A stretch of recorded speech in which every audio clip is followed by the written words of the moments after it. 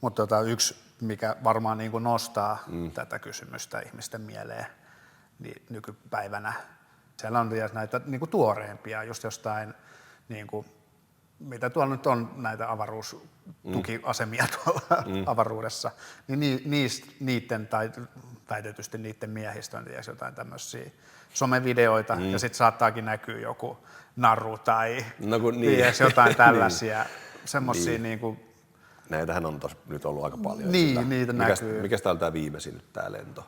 Mutta siitä on nyt näitä uusimpia just argumentteja, että onko se toteutunut sekä lento, koska siinä on just näitä videoita, missä niinku on selkeät viitteitä siihen, että se on tehty green screenillä, eli siellä on niinku studio taustalla ja se on editoitu se ympäristö ja sitten siellä on tullut semmosia vähän hassuja bukeja, että siellä just yhtäkkiä sitten näkyy joku objekti kuvassa, mikä on selkeästi niinku ei kuulu siihen ja vähän vihreätä heijastusta sieltä sun täältä ja sitten se, oliko se kapseli. On ollut jotain just, että ollaan painottomassa tilassa ja joltain tippuukin vahingossa kädestä jotain ja no vähän sen jotain tällaisia. Niitä löytyy kyllä, kun pistää vaan tonne TikTokiin hakuun, niin